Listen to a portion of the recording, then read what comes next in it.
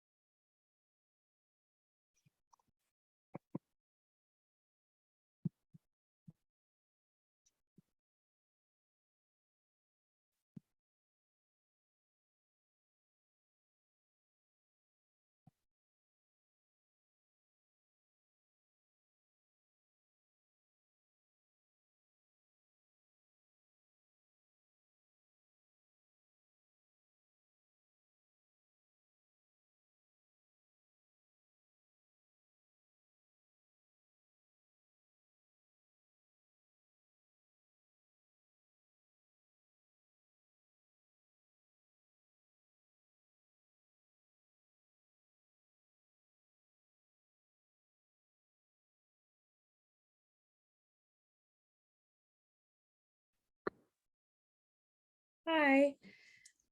Hi. So when I might like go off camera like in the beginning, like once we made the introductions, just because I want to like have my dinner, and then I'll switch it back on. That's fine, no worries. Yeah. We'll just wait a couple more minutes for more people to join, and then we can make a start.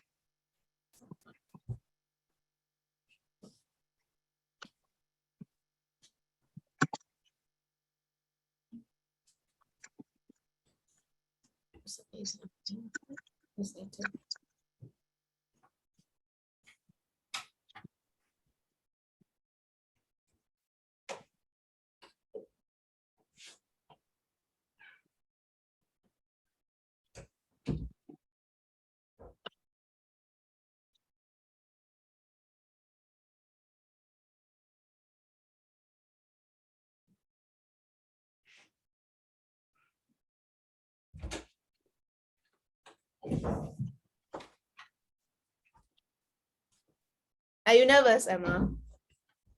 No, it's all right. Yeah, that's good. Yeah.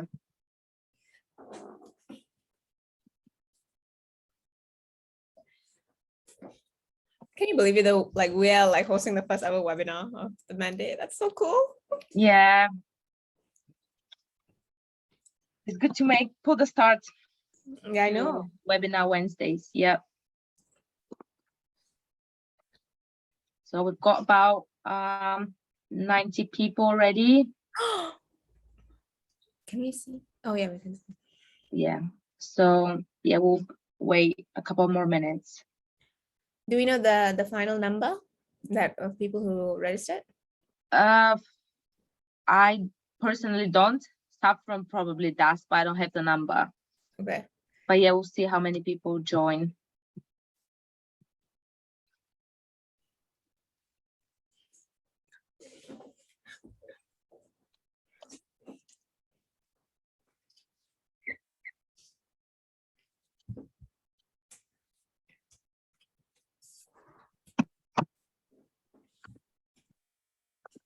Have you done webinars before, Kwan? Oh no.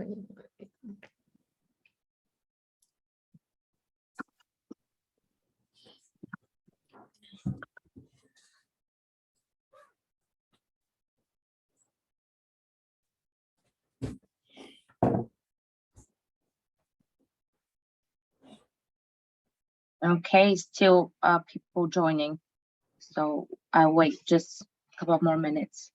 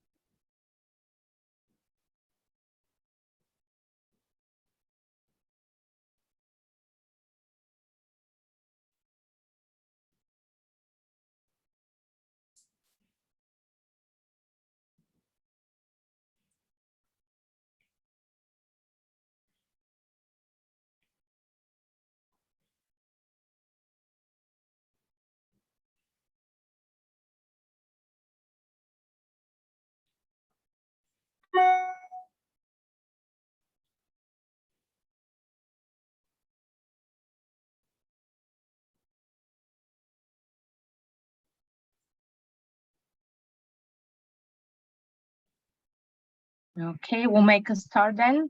I'll just share my screen for you all to see.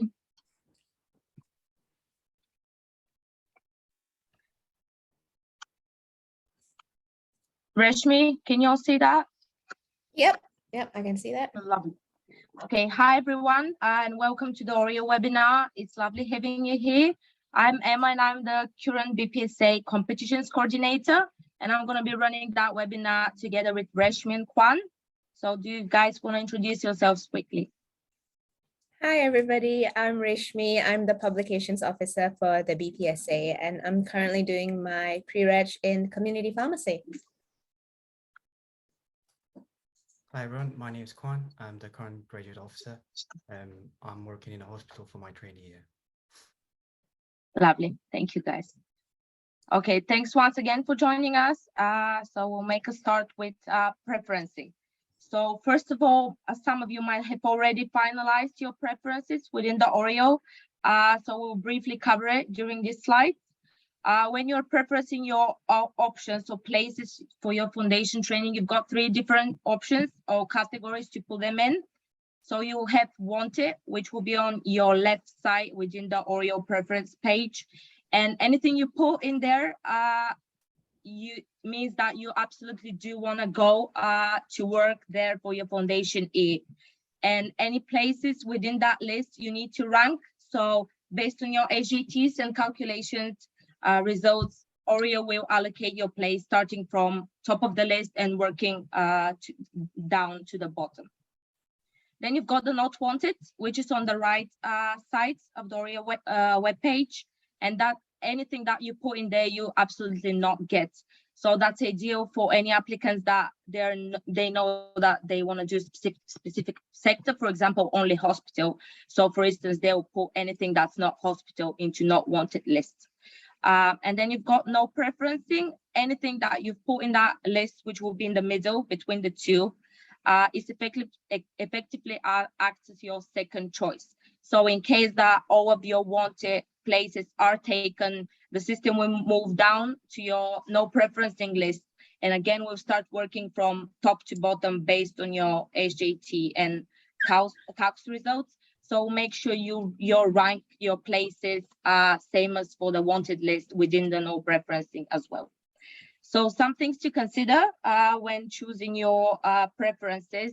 First of all, it's sector. As I already mentioned, some of you might be aware of where you want to go for your placement. Some of you might have no idea. So make sure you read the description within each place and just look for clearly mention whether that's a hospital, it's a split, or it's the GP placement, and make your allocations based on that. Second of all, locations. Some of you might want to stay where your university is. Some of you might want to go home, back home. Some of you might go to absolutely different area like I did. So within the Oriel preferencing page, you've got option to filter your results. So you can filter them by county, or you can search them for a specific town or city. As well as you can choose the sector in there and filter your results to make it easier to find the places that are most relevant for you. Then you've got salary. So most of the trainee foundation pharmacist salaries are set at around £24,000–25,000. However, there is a few that might be different from that. So make sure you go onto the description of each place and check for the salary as well. Any protected study time within the description, if you've got any protected study time, it should state it in there. If you've got a half a day allocated just for studying or a whole day, so be mindful to look for that as well. Then we've got CQC rating. So CQC, for those that don't know, is Care Quality Commission. So go onto your trust, if it's a hospital, onto your trust or GP practice or community pharmacy, and check the CQC rating. So that's based on patient's experience and customer service. You can also check reviews about the specific place you're applying to, just to gain an overall insight of what staff members have said about the place and how patients' experience is with that particular sector. And finally, you've got split or non-split programs. So again, check within the description. Sometimes it won't be clearly identified whether it's a split placement or not. So just read the descriptions for each of the places to make sure you preference what you really want to do. So next we've got upgrades and offer holding. So the next couple of slides will discuss what your options are once overall an offer has been made. So we've got three options: to accept, decline, or hold the offer. So if you applied, some of you might have applied to England, Wales, and Scotland. So you'll be offered a place in both vacancies in that case. So first of all, to start with accept. When you're accepting an offer, Oriel will allow you to opt in for upgrades. What that means is that you're happy with your choice. However, if a higher ranked preference becomes available, you'll be automatically upgraded to that, and your initial offer will go and be offered to another applicant instead. So that's automatically upgraded. You won't be contacted for that. So you've got no choice to reverse and go back to your initial offer. That's something to bear in mind. If you choose to opt in with upgrades, you can opt in for some or all of the programs you've preferenced.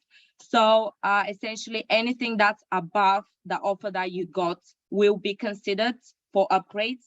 For example, if you've ranked 100 places and you got your 5th choice, any of your 4 choices that are above can be upgraded. So your offer will be upgraded to any of those 4 if they become available. So we can change those preferences. You can move some above or move some below, move them into no preferencing as well. So if you change your mind, you can always amend those with when accepting with upgrades. And you can opt out at any point until the upgrade deadline. So if you decided that actually you're happy with that place that you got and you don't want to get an upgrade for a higher rank preference, you can also accept it at any point up until the upgrade deadline. So then we've got a holding offer. So before the hold deadline passes, all offers must be confirmed, otherwise they'll be deemed declined and you will lose the offer, which means that you won't get a place by the Oriel recruitment process within that recruitment round. So be mindful and put your hold deadlines into your calendars. So when you're holding an offer, you've got 2 different options. You can either hold it with upgrades or without upgrades. So I'm gonna cover this each in turn. If you hold without upgrades, that's essentially you reserving the offer while you make a final decision whether you wanna accept it or decline it. That might be the case if you're considering another offer outside of Oriel and you're still into communication with your employer. And again, watch out for your hold deadline, because if you don't accept it before the hold deadline, it will be deemed declined and then you cannot enroll back into the recruitment program. No upgrades by preference will be made, so your offer won't change if you choose without upgrades. Offers from Scotland can still be received while you hold without upgrades. And again, as I said, the held offer can be accepted or rejected at any time until the hold deadline. If you decide that you've changed your mind, you can amend that before the hold deadline. And then you've got hold with upgrades. So that's again reserving the offer. However, you're willing to see if a higher preference becomes available. If a higher rank preference becomes available, you will once again be automatically upgraded to that without further contact by Oriel. So you cannot go back to your initial offer. The held offer can be accepted or rejected at any time up until the hold deadline. So the same thing. Only one offer can be held at any time in the same recruitment round. And if you try to hold a second offer, that will result in the original offer post being rejected. So my personal story with Oriel, I went to the University of East Anglia and I have my family living in Norfolk. So I decided I want to go somewhere else. I had 3 years experience in community pharmacy as a dispenser in 3 different community pharmacies, both independent and chain. And I wanted to do hospital just to see a different healthcare setting and to make up my mind what I want to do in the future. So when I went through the Oriel preferencing, I preferenced about 90 places into the wanted list. And then everything else I put into the not wanted. So I had no preference list, if you will. So I got about my 18th choice, which was mental health and GP split. And personally, when I got my offer, I started crying because I thought I put all hospital only into wanted. And it turned out that I haven't read the description carefully. That's why I'm saying very carefully read the descriptions. And I actually got the only splits that it was into my wanted list. Then I was doubting whether to accept it or accept it with upgrades or hold it with or without upgrades. So I contacted one of the lecturers at the university. He's in charge of the Oriel recruitment program within the School of Pharmacy. So I emailed them in regards to Oriel and just to give me advice on what to do. And he said that it looks like it's a multi-sector, it's quite useful placement. I'll get an insight into all different settings. So he advised me to go on for it. So I accepted it. And then now into my 6th week of foundation training, I'm doing a bit of everything. I love it. I went to pool, so you can see a picture in the middle. It's absolutely gorgeous. And I work for Dorset Healthcare.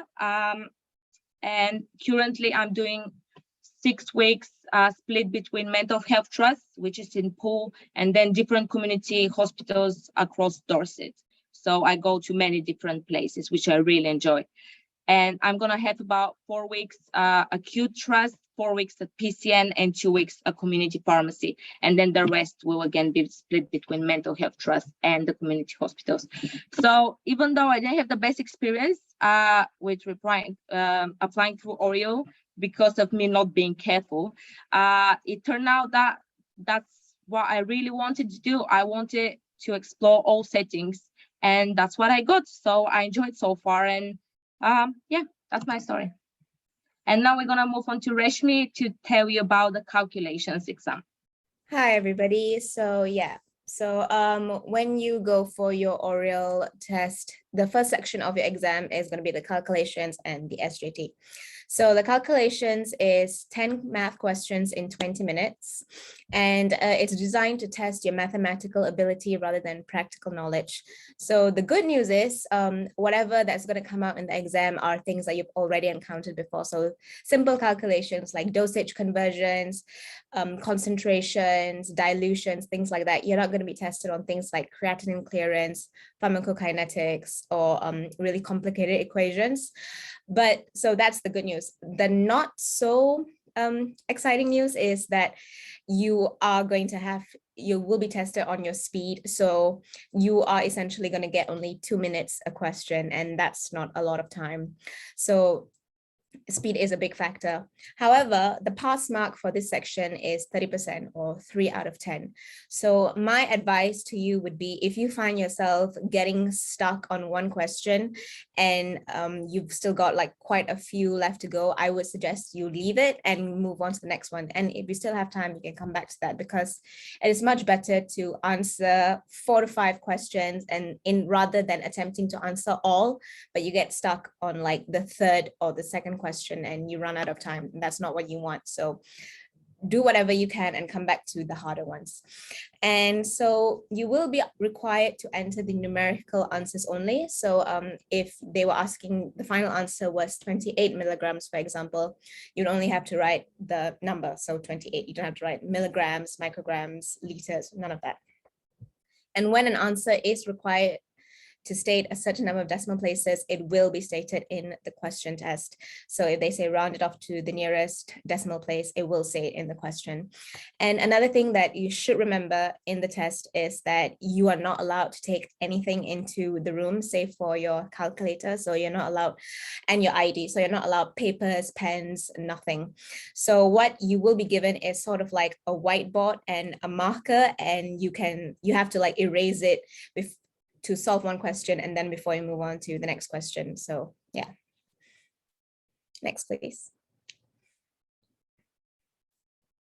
Right, so these are the only allowed models to be brought into the exam hall, just to make it easy for you to understand. You don't, and because I know all these models look quite a mouthful, just remember to bring the most basic calculator that you can find, as clearly shown in the picture over there.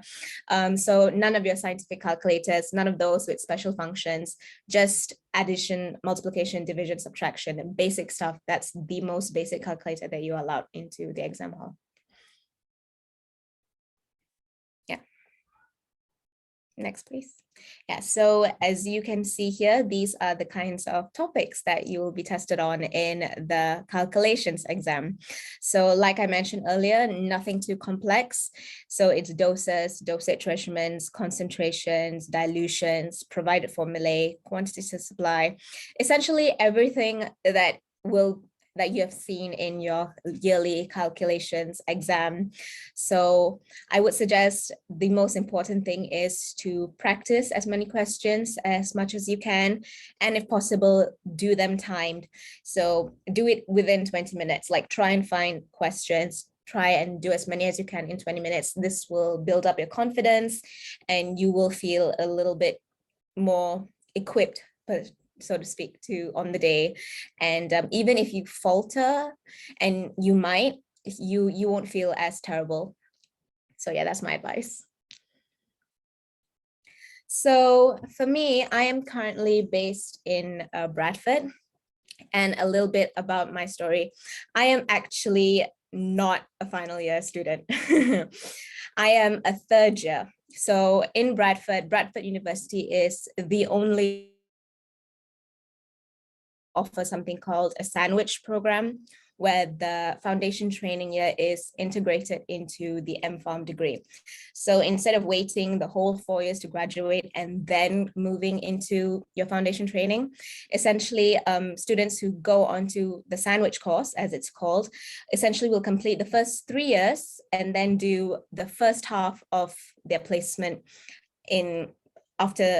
from summer after completing third year until next year. So we only go back to university next January in fourth year. It does sound very complicated, and yeah, but it actually is quite beneficial, because when you come back to university, you are equipped with certain practical skills and knowledge that other people might not have had they done their foundation training after completing the full course.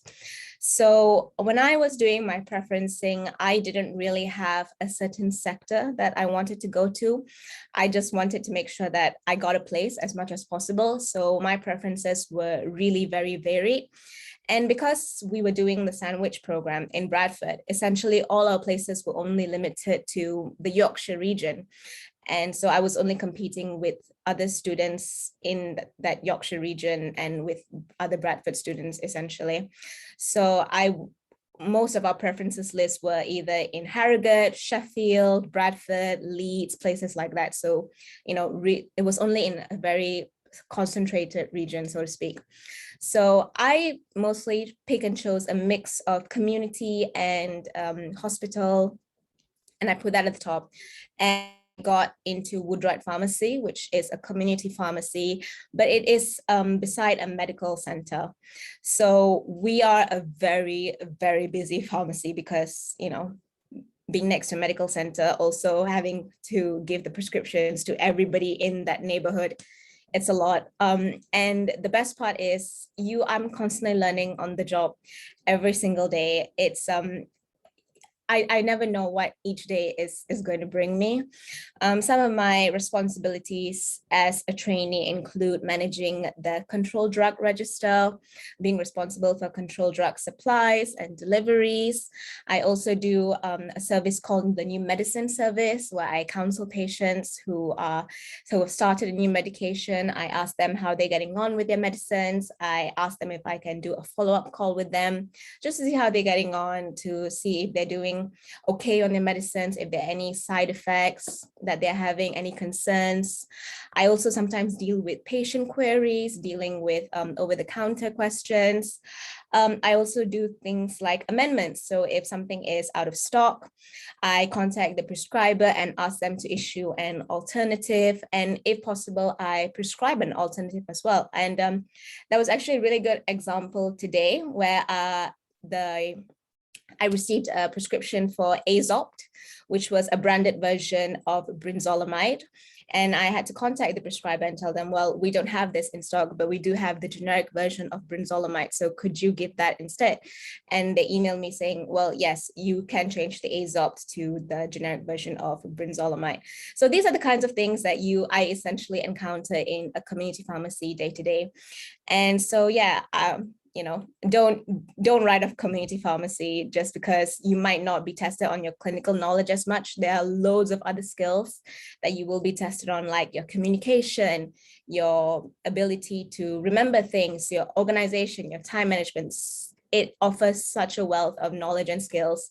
And yeah, so that's my story. Thank you. Emma, you're on mute.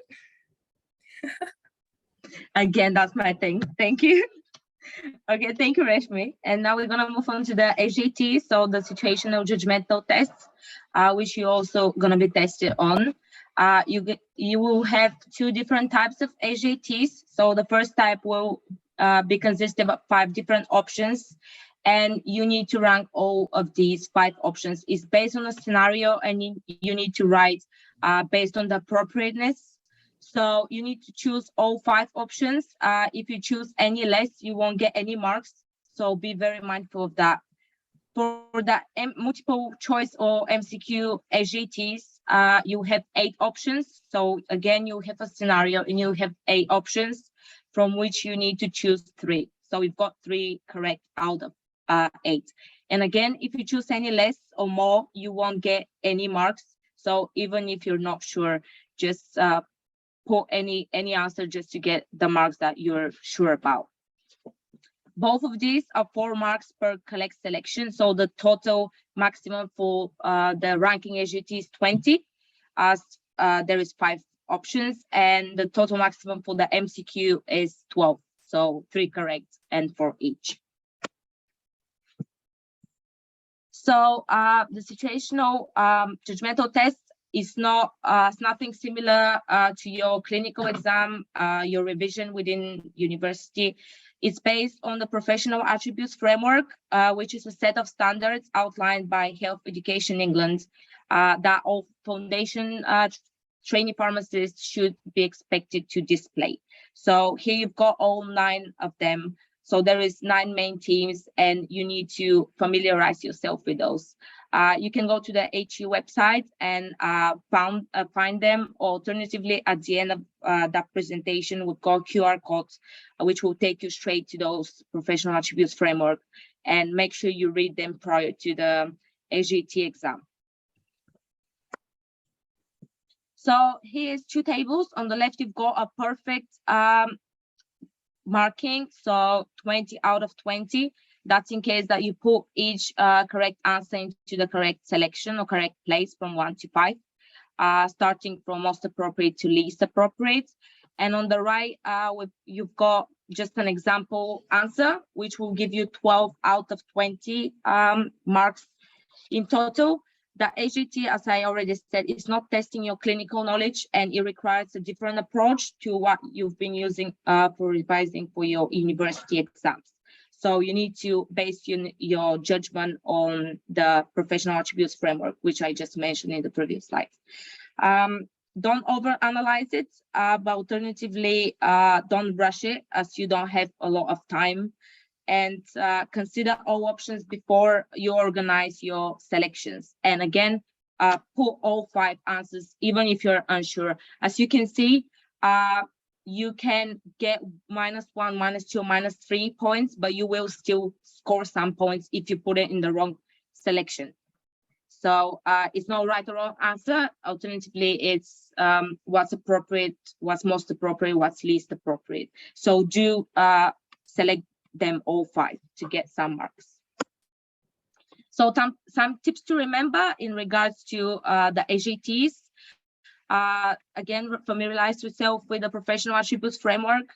And very importantly, questions should be answered as a foundation trainee pharmacist, not as a qualified pharmacist or as a student. So be aware of your limitations and your capabilities as a trainee pharmacist. And you need to be careful not to refer a problem that you can deal with yourself and is within your capabilities.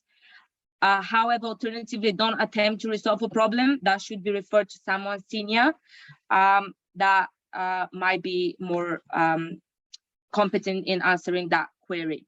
Time management, as myself and Reshmi already mentioned, you've got 2 minutes per questions, both for the HETs and the numeracy test. So be mindful of the time, and when practicing, time yourself and aim for 2 minutes per questions, especially for the HETs. Some of the scenarios might be a bit more difficult to get your head round, so you might need to spend a longer time on that. But yeah, just if you're stuck, you can always go back, skip it and go back at the end. Only use information within the question that's been provided within the questions. Don't make any assumptions, and look out for pair contradictory statement within the question. So carefully, at least twice, read both questions, both the numeracy and the HETs. And some overall tips for the whole numeracy and HET exam. Do as many calculations as you can in preparation. Your university should have plenty of resources, and you should have been given some example questions for your calculations exam within your School of Pharmacy. So use them and time yourself. Become familiar with the professional attributes framework. As I already said, your answers will be based, and your judgment will be based, has to be based on those professional attributes framework. There is a person due sample paper, which you can do, and that contains both your numeracy and HET questions. And you can either complete it online or download it as a PDF. And we strongly advise to, again, time yourself when you're doing that practice question. Yes, I already said, time yourself and aim for approximately 2 minutes per questions.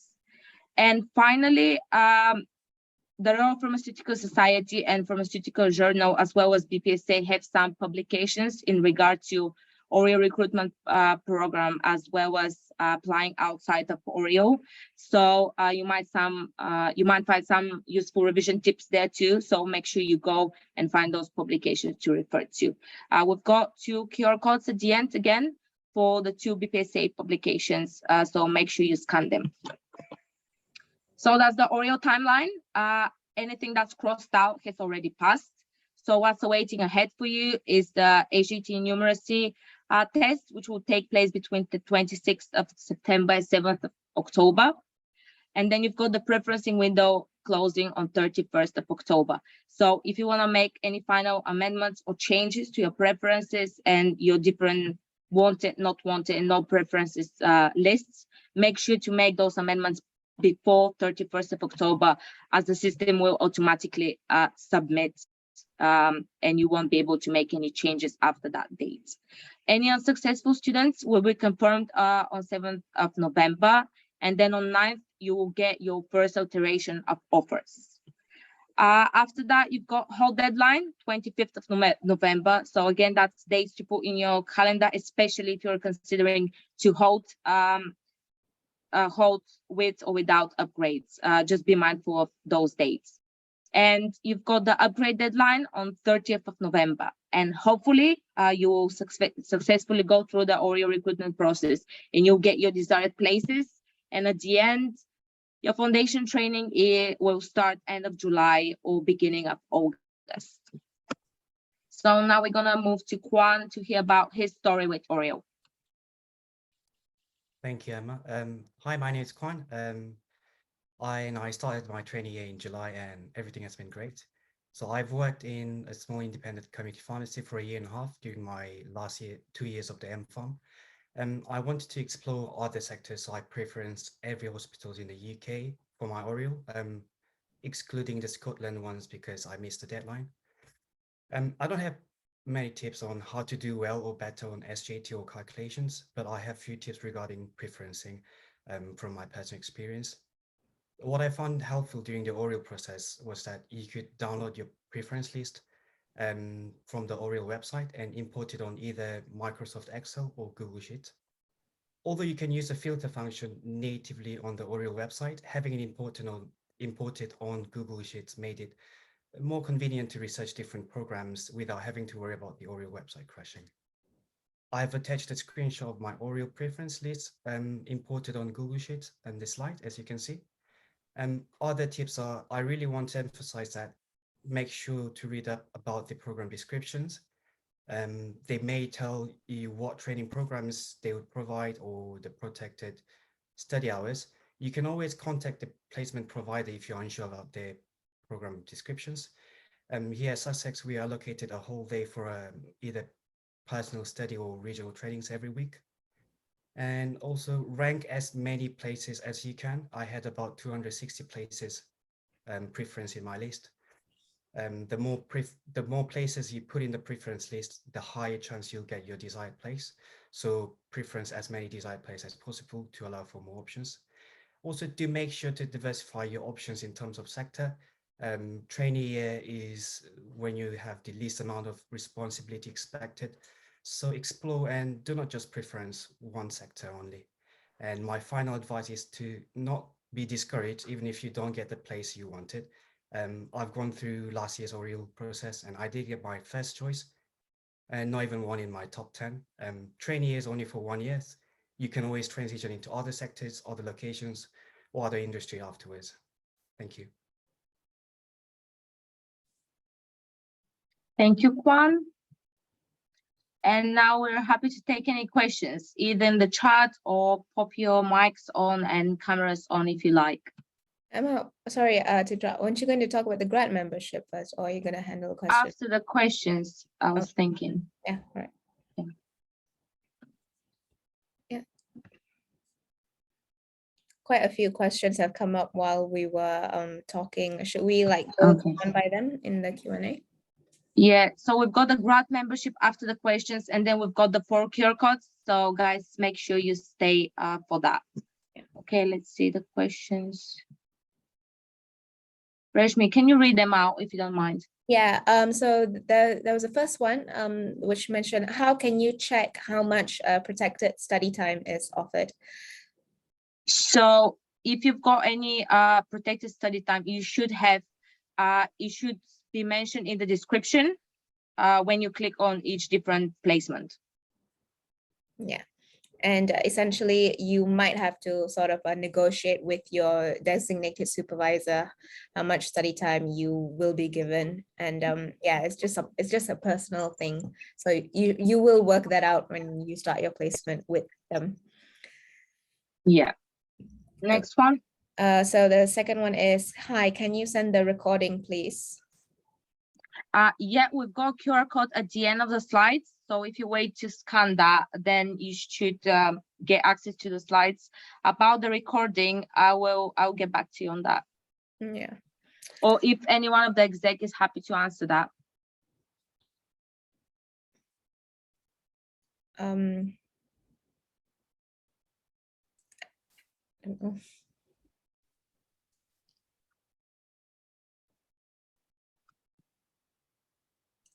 Should we move on to the next question? Yeah, I'll get in touch with someone. Yeah. So there are a few questions asking, where can we get practice sessions and which websites would you recommend for someone to practice calculations from? So in regards to practice questions, do you mean SJTs or calculations or both? From Nida Firdaus.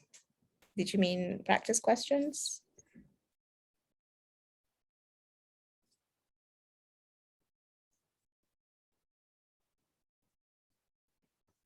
Because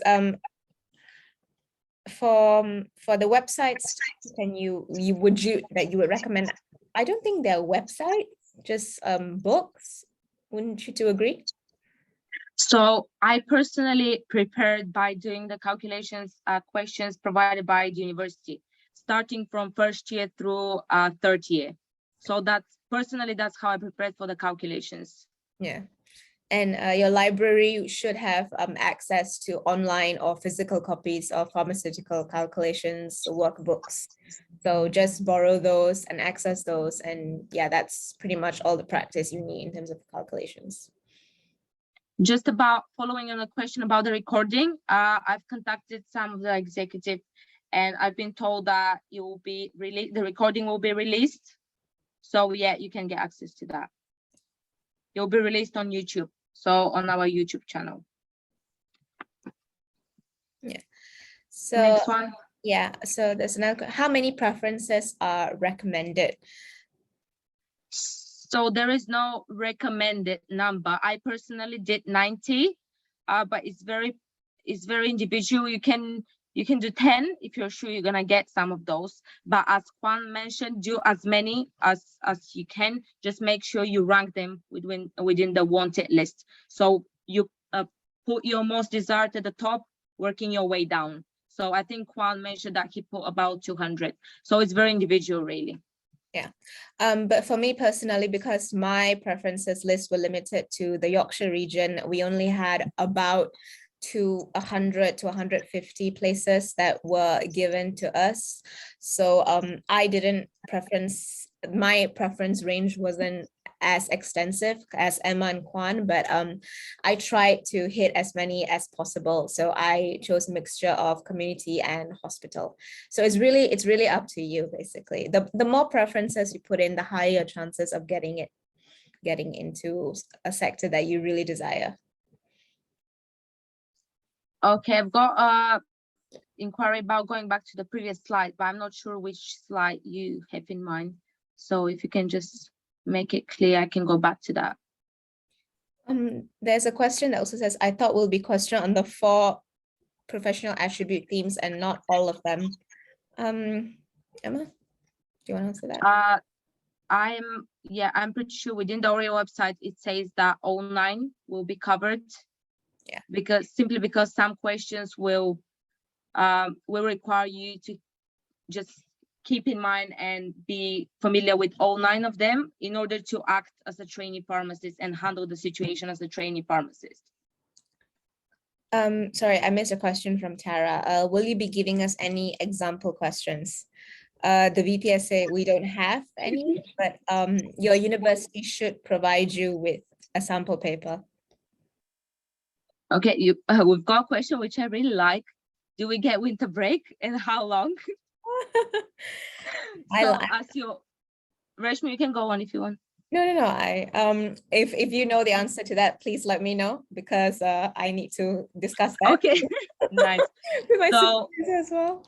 As part of, so you will be employed on full time. So you should get, I personally have 27 days annual leave, and you can book that wherever you want, really. You can book it all during winter, or you can book it during summer and go somewhere nice and warm. So it's up to you, but you should have annual leave based on your hours, and it should be around 25, 27 days annually. Yeah. Me, because I'm only doing 6 months of my first half, I think I only get about 10 days. So yeah, I need to discuss that with my supervisor. I haven't really booked all 10 days yet. Yeah. And then, is the whiteboard erasable in the exam? Yes, you'll be able to erase what you've already written and then go on to your next question and then use it for all of your questions. How many questions are in the SJT section overall? I want to say 52. I'll just double check. 52. Yeah. Yes, 52. In terms of calculation. Yeah, a question from Abigail. If you finish the calculations quickly, can you use the extra time for SJTs? Unfortunately not, Abigail, because once your 20 minutes are up, the website automatically closes and you will be redirected to the SJT. So you can't go back to the calculations. It's one section at a time. Yeah. RPS told us that they will examine us on 5 attributes only and not 9. It is 5, the first 5. It is 5, okay. But is it like any 5 of the 9 Kwan that can come out? I'll find the link. 1 second. Yeah, okay. Thank you, Kwan. How do you balance working full-time and having to study for the pre-reg exam? and do need to refer back to first and second year uni notes in pre-reg. So I personally attended one of the HE regional events, and we had someone that has already been through their foundation training, and one of her tips were, don't start to revise too early. So I took that tip and I haven't started yet.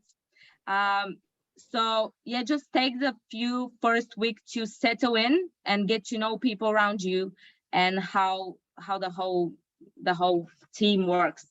So I personally cannot answer that because I haven't started revising yet. Yeah.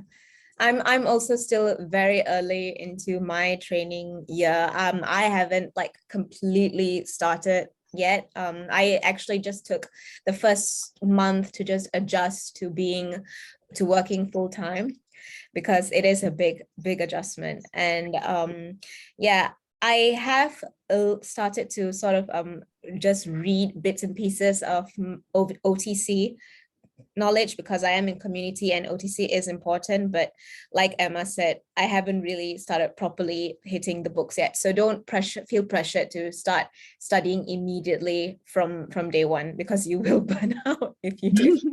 Yeah, I agree on that. Okay, next one, is the SGT book useful? Well, I personally found it useful only because that was the only resource available, which still is, and obviously the person view paper, which I mentioned. So I found it useful in terms of preparing for the exam, but again, it's not an official resource, so we cannot recommend it. However, yes, that's how I prepared for the HJT. So that's the only resource available essentially to prepare for that. What were your Oriel ranks? Do you remember any one? I'll have to try hard to think. Mine It was wasn't 600. very high, but it wasn't too low. Yeah, that was Probably mine. was down somewhere in the middle. Yeah, Yeah. mine was somewhere in the middle as well. From Izzy, hi there. If we do not get a place we're happy with, can you do Oriel again the following year? Can you? I don't know. I don't think so. If you don't get a place, we're happy. I'll have to check that. I'm not sure. Okay, can you get upgraded twice? If you accept with upgrades, you can get upgraded more than once. However, if you hold with upgrades, you will be upgraded only once, if that makes sense, in the same recruitment route. So there is 2 or 3 deadlines for holding. If you're not happy with your upgrade, you can hold it again. So it depends, but yes, you can. If you accept with upgrades, you can automatically be upgraded more than once. What is the best way to revise for SJTs? Next question. Again, as I mentioned, just familiarize yourself with the professional attributes framework. And I personally use the HJT book, but I think it consists about 50 questions. So unfortunately, that's all the resources available by far. Yeah, you can also use other SJT books as well, because medical students and dental students also do have to do SJT style questions as well. So if it does help, you can always go and type SJTs for healthcare students. And while it's not catered to pharmacy students specifically, it sort of can help you get your head around how to get yourself in that mindset and think on solving those questions, essentially, because it is decision making at the end of the day. Okay. Is the paper, we haven't covered that one. Is the paper the same every year? No, it's not. You get different questions every year. Yeah. Same for the numeracy and the HJT. Okay. Are calculators given in the exam? No, you will have to bring your own calculator to the exam. From Mina, hypothetically, if I fail Oriel, will I still get a place somewhere at least? If you fail Oriel, so if you're unsuccessful in the exam, therefore you won't get a place offered by Oriel. However, you can self-organize a place outside of Oriel So that might be in a community pharmacy which you worked in, or it can be a split. Yeah, there is an option to organize it outside of Oriel. Yeah. It just really depends on the sector that you want to do it in. Yeah. So if you were planning on getting into hospital, then you would have to Oriel is the only route by which you can apply through. But if you were currently already working in a community or a community GP, you can get a place outside of Oriel. And our publication at the end of this presentation actually does link to an article written by our lovely president, Priyanka.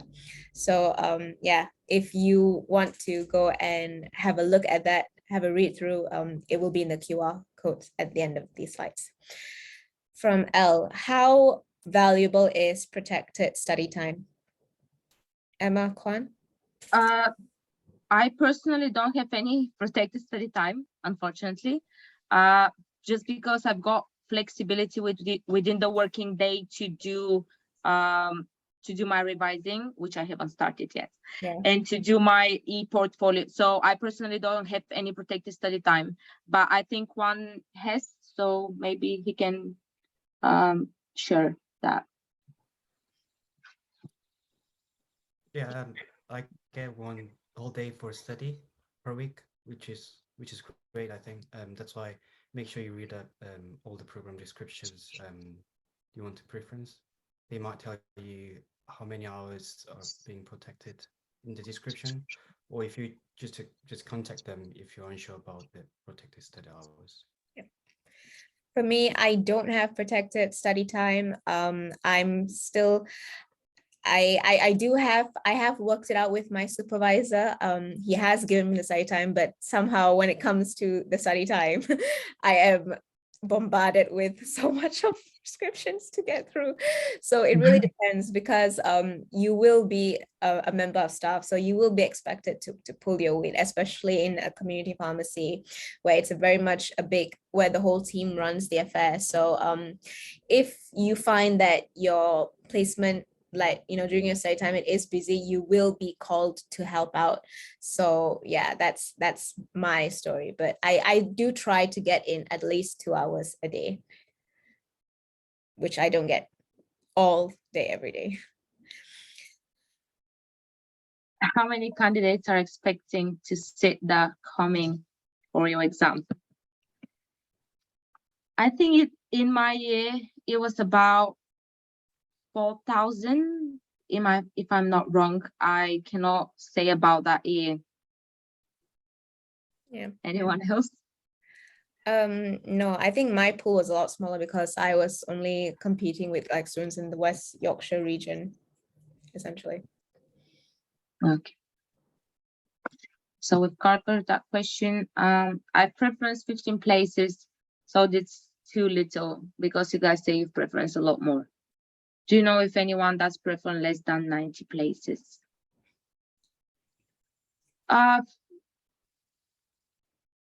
It's as I said already, it's very individual. So if those places are, for example, not in very big cities, so the competition won't be that big for getting those places, you're okay, but just make sure you've got some places in no preference as well.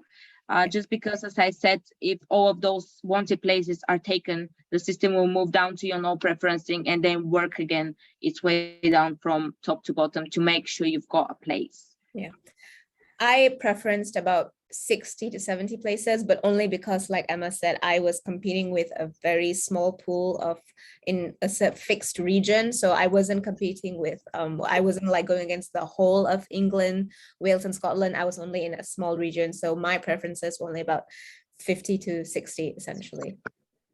So it really depends on where you are placing and who you are going against. It's very individual. Thank you, Rashmi. How much study time do we need?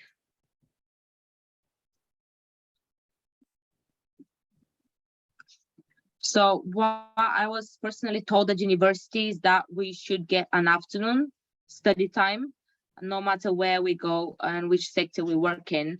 But as I told you, I don't have any protected study time. But what the university said, my personal university, they set an afternoon off. However, as Reshmi said, you can negotiate that with the employer, your line manager, or your designated supervisor once you get the place. If you get an offer to a placement outside of Oriel, do you still have to go through the Oriel process like exams? So that's entirely up to you. If you decide to get on with the placement outside of Oriel and you're competent that the employer will take you and you're happy to go there, you don't need to go through Oriel. However, if you want a second option and to be able to make an informed decision, then you might need to go through the Oriel process in order to get an offer and then compare it to what placement you got offered outside of Oriel. So it's entirely up to you. From Alicia, how can you figure out your limitations as a prereq for SJT questions?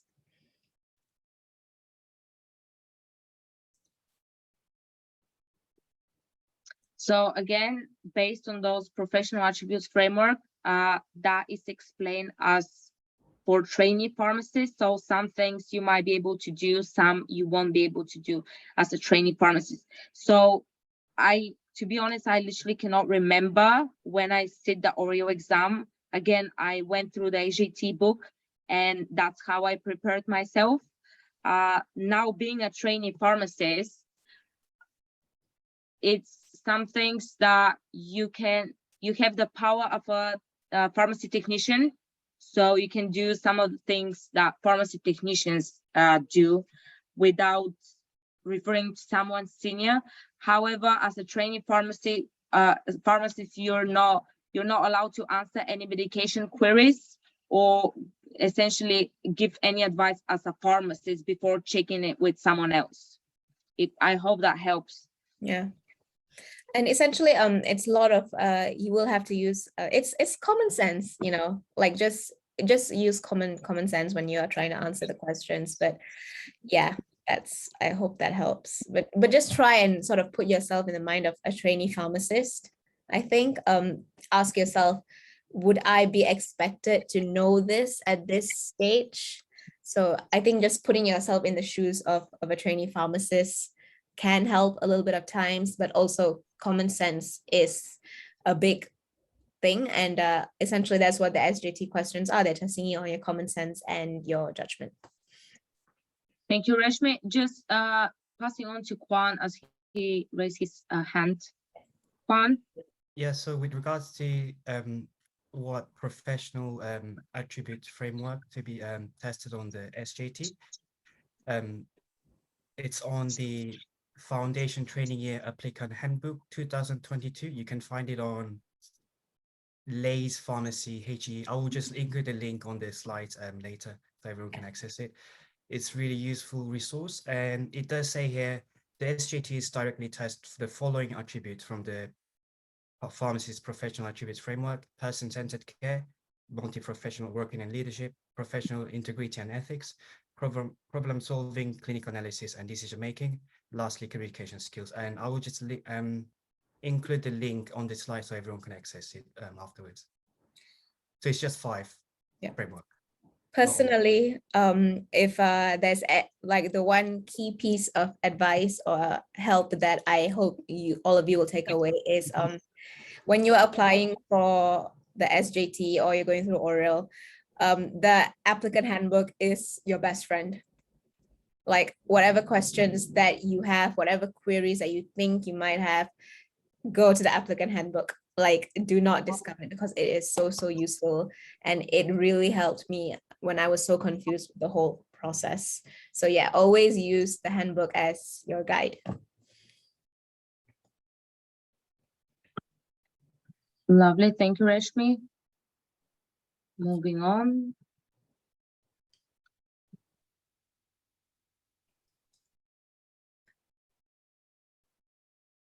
When do you get your results and do you get a breakdown of your scope?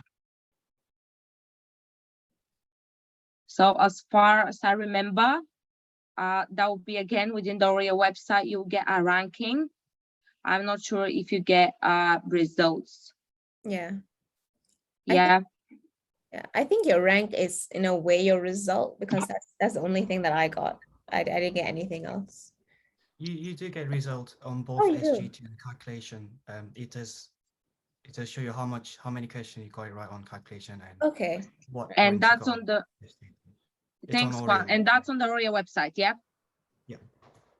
Okay, yeah. So that'll be on the Oriel website. Humaira is asking, hello, how are you putting 200 preferences on your list? I thought it was 16 places maximum. No, Humaira, you can choose as many places as possible that are offered to you. From can I take a small snack into the exam? Oh, I like this question. Yeah, well, no, I don't think you can. I think you're allowed water, but you're not allowed food. Yeah, you're allowed water, but then you need to remove the label Yeah. of the bottle. But yeah. But you're not, Um, yeah, sorry, Emma, but you don't have to stay the whole amount of time given to you. I think the SJT is about 2.5 hours, but if you finish all the questions ahead of time, you're absolutely free to leave. just to check on that, Reshmi, is 52 questions, 2 minutes per questions, that's 100. So that's hour and a half. Hour and a Just half. or Sorry. 1 hour. Oh, 1 for the hour and a half, SJTs. yeah. Yeah, as long as you're finished, you can leave the examination room. That's completely fine. You don't need to wait for everyone else to be finished. What is the size of the whiteboard used in the calculation test, and is the marker with thick tip? Do you remember, Rashmi? It was essentially it's one of those like small whiteboards that you can buy. It's not like a big whiteboard, it's like a small. Actually, it wasn't even a whiteboard. It was sort of like a plastic sheet, plastic laminated sheet. Yes. And it was a marker with like an eraser attached to the cap. So that's all it was. Yeah, similar with me, yeah. Can I start the trainee year in October instead of August? You can if your placement provider allows it. So you have to It's negotiate with your placement provider. But they usually want you to start early as soon as possible, I think. From how many places are reasonable in the preference list? Again, it's very individual and very personal. How much time did you spend preparing? I personally started about a month before the exam. So beginning of September. So about this time. Yeah, initially. Essentially same. I was also prepared. I started like about a month before. I prepared for 4 to 5 months every day. But oh my. So the thing is, Wow, Juan. that is next level dedication right there. But anyway, I didn't get the number one, I said, like, or the top 10. It's not about how much you put, like how much effort you put in, I think. It's just don't over analyze any questions.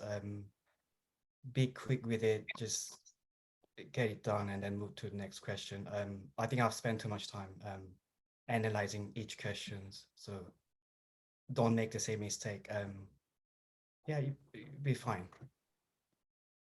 And the next question, I guess, is to Kwan, because you shared your Oriel preference spreadsheet, Google Sheet.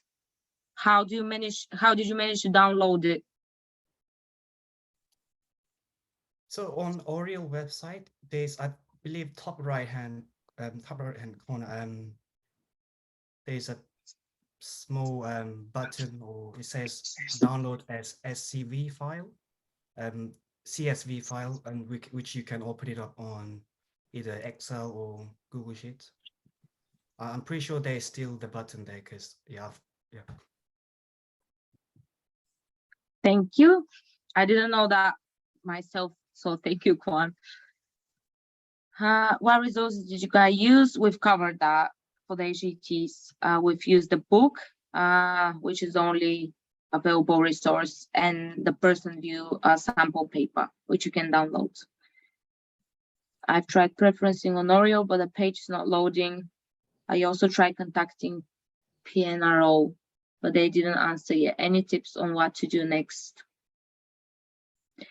I personally will say get in touch with the lecturer from your school of pharmacy. You should have a lecturer that's essentially assigned for the Oriel recruitment process and be most aware out of anyone else. So just get in touch with them for advice. And also probably contact your placement office as well at your university. They might have an idea. So what's the difference between hold and upgrade? So you can, okay. You can hold with or without upgrades. I think, can you just clarify if you mean accept with upgrades and hold with upgrades? What the difference between these two is? Because the question is a bit unclear.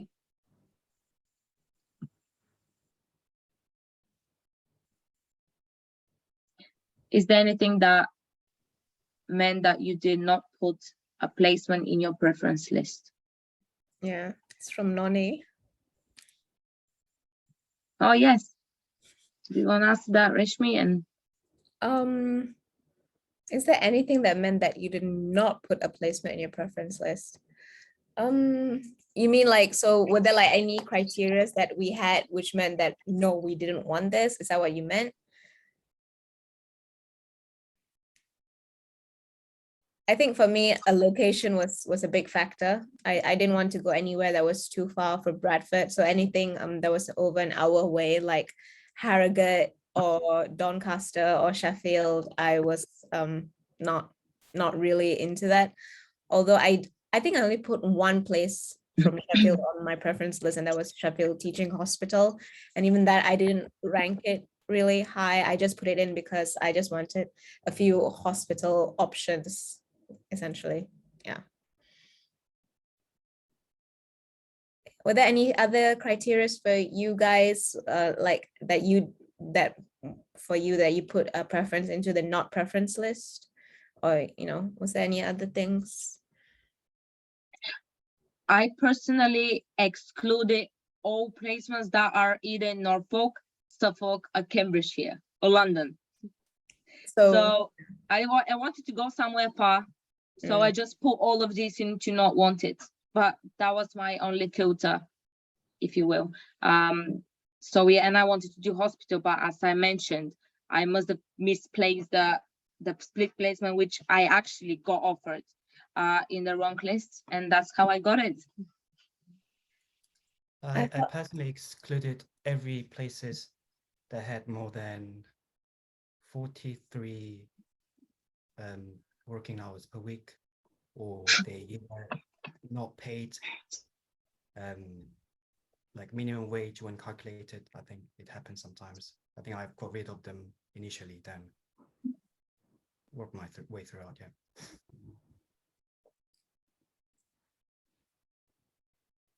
Any advice for where to find SJT practice? A lot of what I've read says SJT practice available online is only students.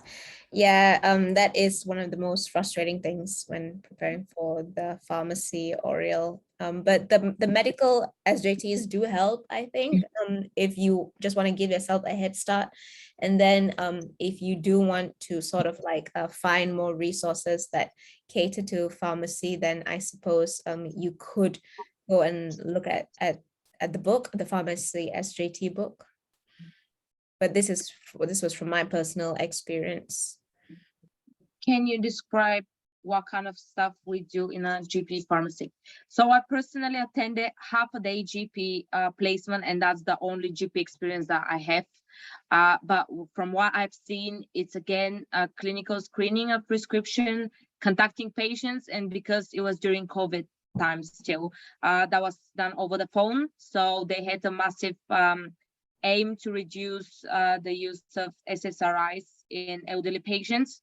So essentially that pharmacist on that day was calling them just to do a short medicine reconciliation and convince them, if you will, to try without their SSRI. But that's what I've seen for about 3-4 hours in GP. If someone else can share anything else, that would be great. I currently don't work in a GP. I'm full on community, so I don't have anything to say on the matter. Kwan? I've never worked in GP before, so Okay, next one. Do we get a break in between the calcs and SGTs? No. Once you go into the examination room, you need to complete both. First the numeracy and then straight away the SGTs. And then when you're finished, you can just leave when you're finished with both.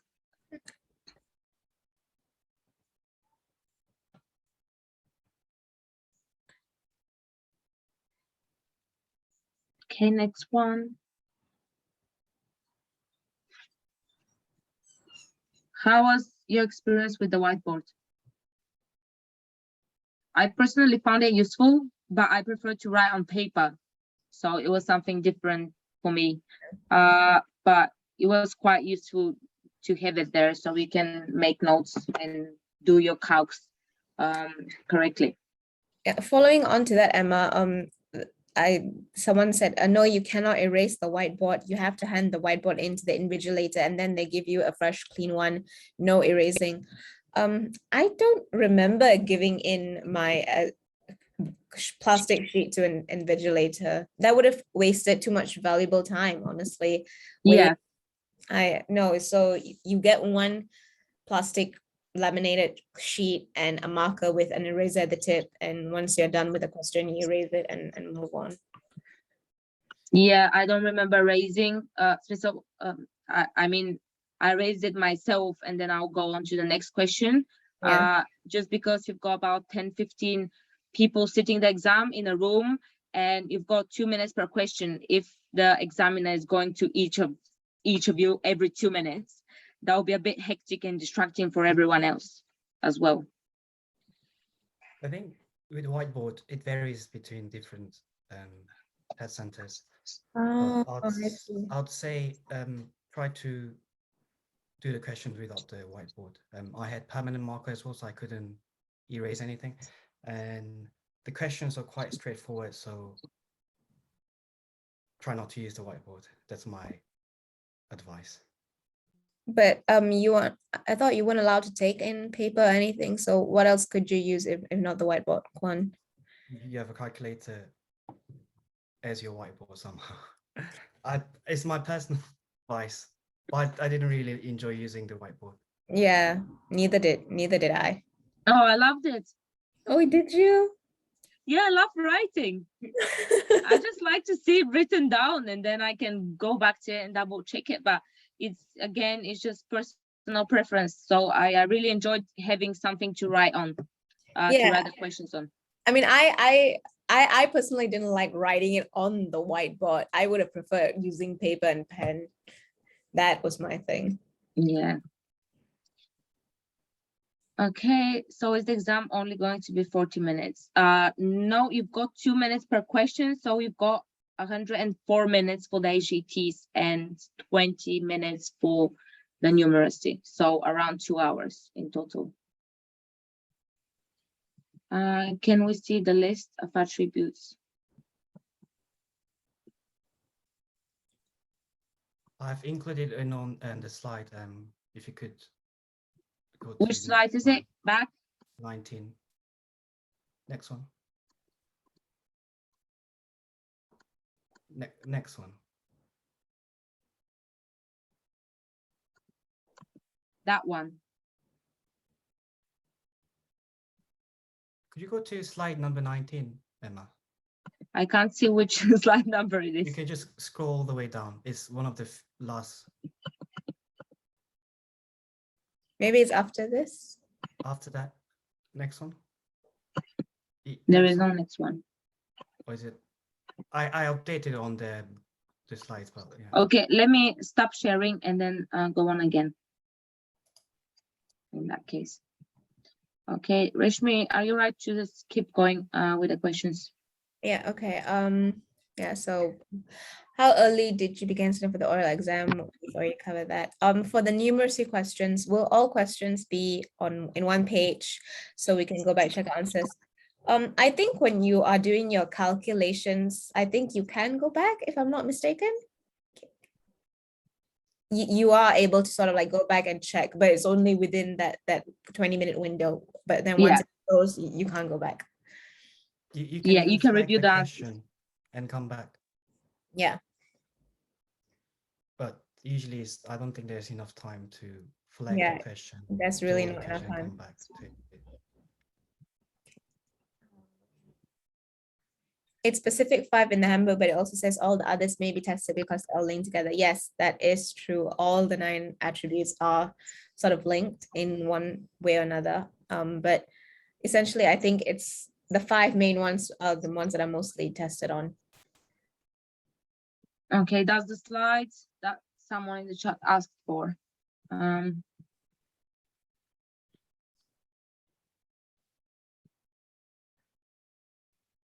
Next question.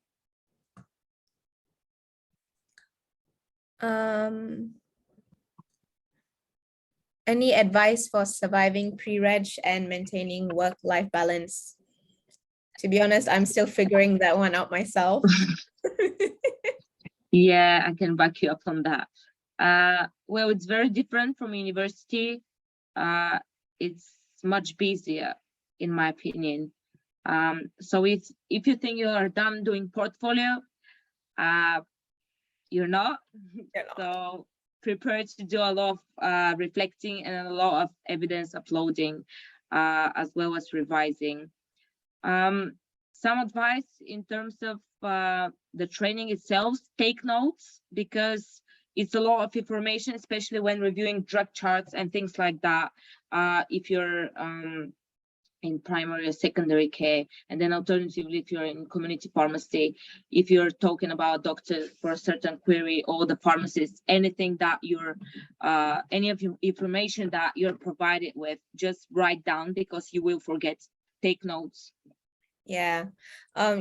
Just carry a notebook, because when you are going into a new environment, there are a lot of things that you will be learning on the spot, and it just helps to write a list of the processes that you're sort of expected to do of certain things, just so that it's easy for you to go and refer back in case you get stuck. Because when it really gets busy and on the go, you don't want to be like depending on your colleagues for help all the time. So yeah, it just helps to like have a list of things, and also, writing things down, it helps for you to have something to look back on when you're trying to write your evidences, which is so important. So yeah, just make a note of whatever, like just one sentence or like a brief paragraph of whatever you did that day, and you can elaborate it more in your evidence template. Okay, then we've got a question from Rahab. My Oriel preference window keeps crashing and the website keeps uploading. I could not choose my preference yet because of this problem. What should I do? So unfortunately, I had trouble with the Oriel as well.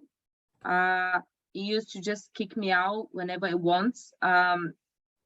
So it's just technology. I guess I cannot really give any advice on that, because I personally struggle with that as well. So hopefully, and especially towards the end, something very important we forgot to mention, towards the end, before the preferencing deadline, many people will go on Oriel, and that will cause the website to crash. So make sure you finish your preferencing before the end date, because everyone will go on the last day to check their preferences, and then it will just crash. Yeah, like I stopped, I gave myself a deadline to not change my preferences about a week before the deadline, just because I didn't want to encounter this problem. So I made sure I finalized everything a week before. Oh, I like this question. Kwan, were you saying something? So I'll say try different computers if you have, even like uni computers. Try different browsers if you can. And when you log in and go onto your, what is it called? Preference website, just do not touch anything, leave it like that. Don't worry about the error messages, just leave it for like 10 minutes. If it still doesn't load up, try different computers. Yeah. Thank you, Kwan. Yeah, good advice. Oh, I like this question. Sounds silly, but every time I work in community, I almost collapse after my shift from standing all day. I didn't even get through the demo. Oh my God. Like I'm laughing right now because like during my first week in community, like, oh my feet. Like honestly, I'm not joking. it takes a lot of stamina to be walking and standing all day. The first few weeks, I'm not gonna lie, were hard. Like my legs would hurt. But on the plus side, I really didn't have any trouble getting to sleep at night. Yes, I But agree. yeah, but I think actually now it's not so bad. I think once you sort of like get used to it, within about 3-4 weeks, your body adjusts, and you sort of get used to the pace. Yeah, I agree with Rashmi. Working 3 years in community in the beginning, it was horrible. But when your body gets used to it, you just stop noticing it. I don't think it stops aching or your legs are not tired anymore. You just stop noticing it because it's on a daily basis. Yes. Yeah, yeah. Some pharmacies they'll have those soft mats, which is very useful Yeah. because yeah, but some places.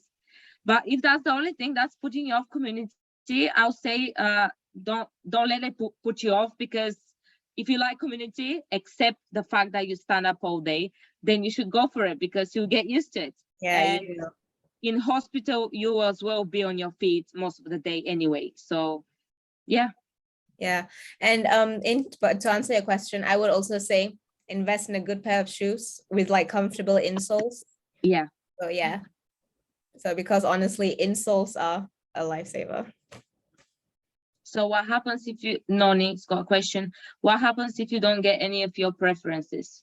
So if you don't get any of your wanted places, then the system will move to your no preferencing window, which is in the middle, and we'll start again from top to bottom. That's why it's very good to have no preference list. I didn't have one, and I bought about 90 places in my wanted list, but that's like a secondary backup option. So make sure you put some places in there. What is the AGT results book that you've used to prepare for the exam? So that's the book is called Situational Judgmental Test for Pharmacy Professionals, and it's the orange cover. I personally bought it from Amazon. It was about 20 pounds. Yeah, it is the same. I also got it. And I think the author is Farooq something. Farooq Egbert Joby, something like that. Okay, I'll have a look straight away. Yep, someone's saying the SJT book second edition Farooq Egbert Joby. Is it this one? I'll literally go on Amazon now and have a look if that's the one. Can we get the PowerPoint presentation, please? Yes, you will get access to the slides after this. How are you supposed to know what a foundation trainee is expected to do and know where students and the framework is for professionals? Well, personally, I mean, you do have to start thinking like a professional from day one, even though you are a student. You sort of have to like practice those kind of values of thinking like a professional, but obviously they do know that your capacity is limited. But I will say it sort of comes with practice. So you sort of like, once you start to practice the SJTs, you sort of start to see patterns and you sort of like start to pick up little hints and things that can help you like rank or pick the best 3 options. So I do agree it can be confusing, but like I said, it's just using your common sense, and it also you start to understand it more the more practice that you do. So don't just limit yourself to pharmacy SJTs, also try the medical ones as well, because the more you expose yourself to these types of questions, the better it is for you. Okay, from Tuba. If you already have an offer, but you put another place ahead of that on your preference, what would happen?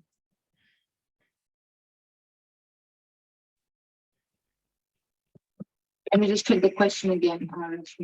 Yeah.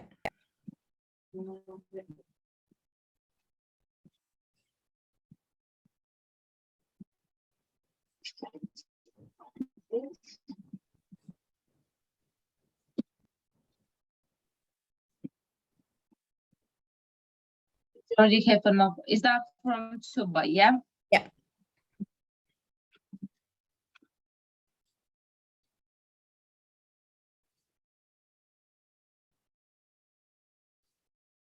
So if you already have an offer, but you put a place ahead of it, and you're hoping to get that place, you need to accept the current offer with upgrades and hope that you get upgraded to whatever you ranked higher.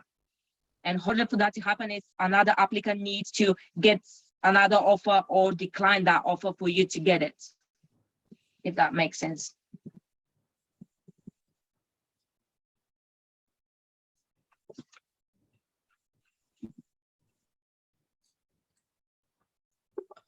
Is there an interview section, the oral exams? I think they've stopped doing MMIs a few years ago.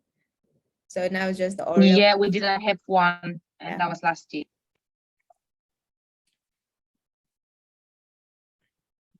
I think this is for Emma or Kwan or for both of you. Working in the hospital, would you say it's very fast paced? Very well, sorry. Fast paced, working in a Oh. hospital. Just 1 second because I'm losing connection. It could be fast-paced, depends on which ward or which rotation you're doing, but they don't expect me to do anything in a hurry or anything. So it depends on which hospitals, I guess. It can vary, I'll say.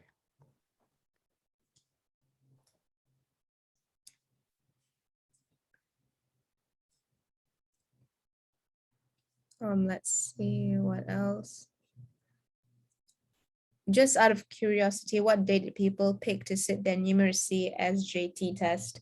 So I would say the earliest date you can apply, the better. That's just my personal preference. Yeah, just so you can get it out of the way and done with, and you can focus on getting into uni and other things.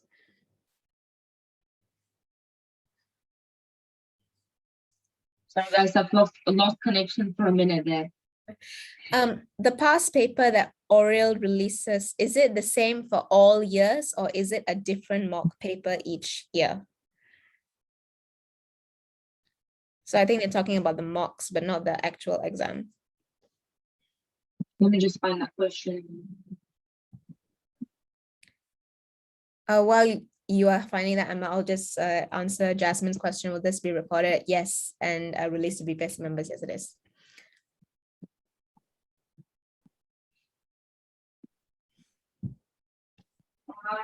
What time was that question submitted?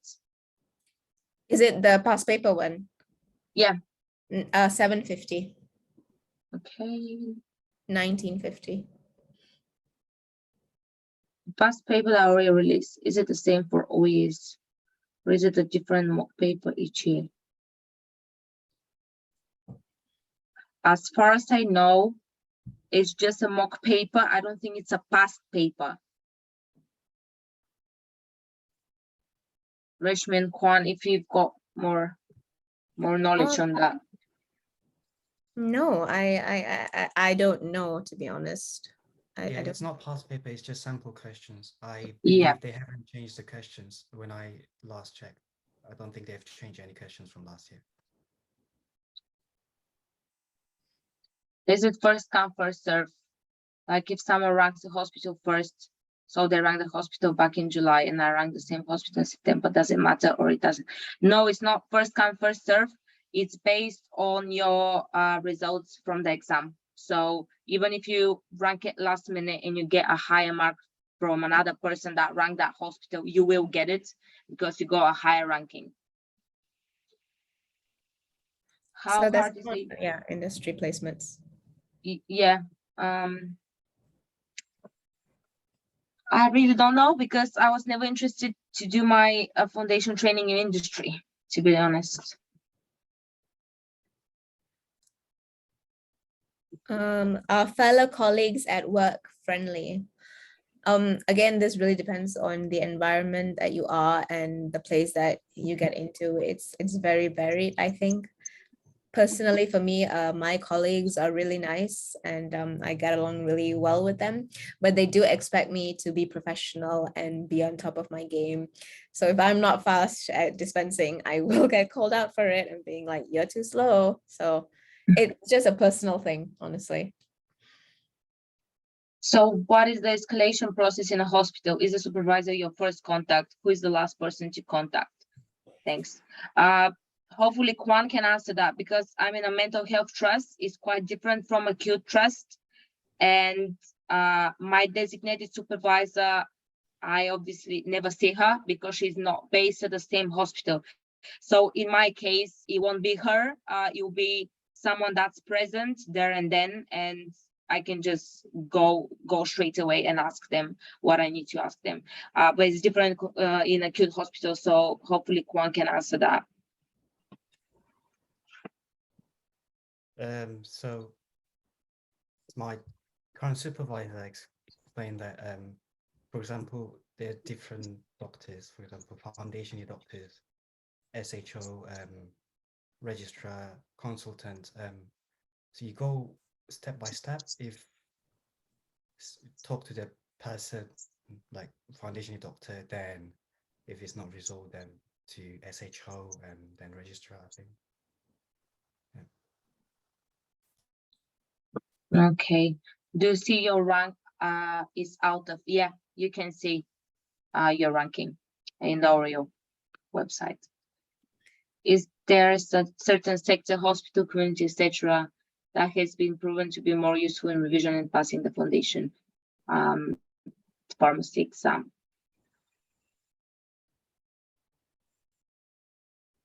Honestly, I would say no, because you will be tested on both OTC and clinical. Yeah, I agree. So that's passed. Do we Do pay? we pay? Yeah, do we pay? Did we? I think we did. Did we pay a fee? Yes, I think we did. Yeah, to book the numeracy and SGT, you need to pay in order to book the slot for the exam. Can you go back and forth in the SJT questions? You can, right? Yeah. I did, yeah. Same as numeracy, you can. It's a whiteboard online. No, it's a hard copy. You do get a physical copy of the whiteboard, but for the SJTs, it's all online. When would you typically start your placement? So it's either the last 2 weeks of July or first 2 weeks of August, usually. I personally was meant to start end of July, but because of graduations, we started on the first Monday of August. Yeah, I started mine in mid-July, but that just depends on the place. How do you know if your ranking is high or low ranking? So we can see your ranking out of all students that sat the exam within the Oriel website. Yeah, again about crashing the website. As I already said, just because everyone is accessing it right now, before the preferencing window closes, it will be crashing. That was the case when we were applying as well. If you want to start your foundation training in October, would you contact the placement provider before you finalize preferences or after you get your place? I think after we get our place, Yeah, right? you never know which place you'd get. Yeah. Usually, I think. And also, if you start for this year, if you start later than 5th of August, you have to sit the autonomous assessment as your first sit. There's a deadline where you have to stop before to be eligible for summer assessment or autumn assessment. It's on GPSA website, key dates for foundation training scheme. What are some factors to preferencing? There's a lot. There can be anything. It's a very personal thing. So it can be location, it can be study time, it can be a salary. It really depends for you what criteria are important to you. Does it make a difference if you apply for specialized hospitals rather than a general one? It depends what you want to get out of your foundation training. If you want to go into specialized, it's your individual choice. I personally think that the general acute hospitals usually are more popular, so more people will apply for those. But again, it depends. It depends on the location. It depends on the program itself. How many I'll also hours add per on week? that the general hospitals tend to hire more trainees.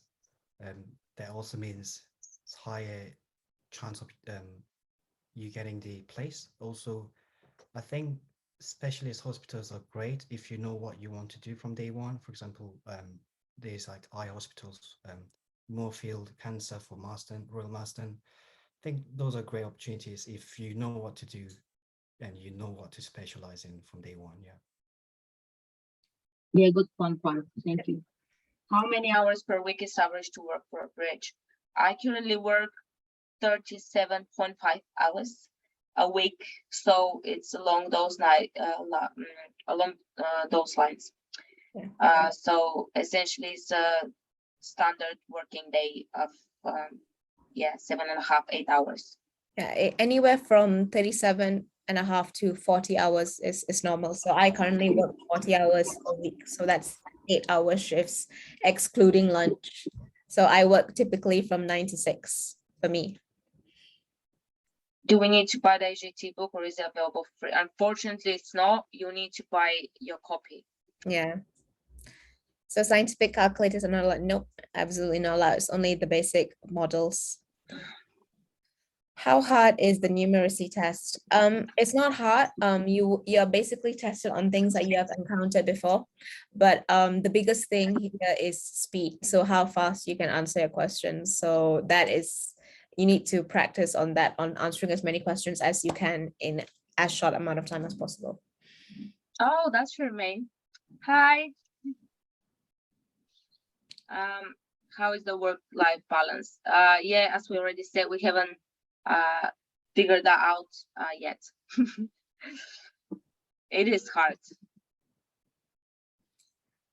Yeah, the recording will be uploaded onto YouTube, as already said. Can we ask for spare paper? I'm pretty sure that you can't. The whiteboard is the only thing that you're allowed to use while sitting the exam. When will our references be involved in the placement process? Do you mean contacting your referees? I think you should. I think they will get an email from the GPHC informing them that they have been made a referee by this candidate. So yeah, they essentially, as long as you put them, you list them in your application, they will be contacted and reached out to. So I think, sorry, Kwan? Were you saying something? No. No, okay. I think typically you have one employer and one academic referee, right? For your Oriel? Yeah. Yeah. So yeah. Okay, how far did each of you have to travel for your GT exam? I personally not far because it was in Norwich, so it was in the city center. It was about 30 minutes bus ride. But yeah, just make sure you book them on time, because if they're fully booked, you need to go to another town, and sometimes that might be a bit too far. Yeah, and don't wait too long either. I waited for about over 8 hours the day the SJT booking centers opened because I was away on a holiday. And I thought I would just come back that evening and do it. But when I checked my phone, apparently all the lead centers have been booked pretty fast. So I quickly had to apply and book a center as soon as possible before I ran out, else I would have to travel quite a long way. But yeah, it really depends, I think. Is the yellow calculation book and Lloyd's Pharmacy calculation book enough for calculation test? Yellow, do they mean the introduction to pharmaceutical calculations? Is that what you mean by the yellow calculation book? by Judith Rees. Yeah.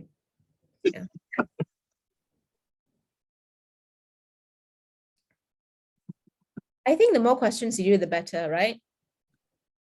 Yeah.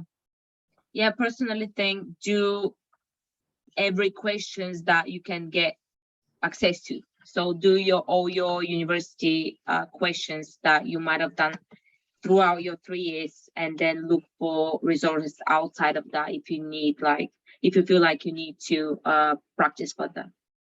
From Hafsa, is the whiteboard A4 sized? Yeah, I think it's A4 size. It's Yeah, typical A4 sounds size. about right. Yeah. So we've covered that. No, they don't check the whiteboard, so you can write and delete, erase as many times as you want. No, you don't have to bring a marker. You'll be given one as well as the whiteboard. Yes, there is a QR code at the end, and you can get access to the slides.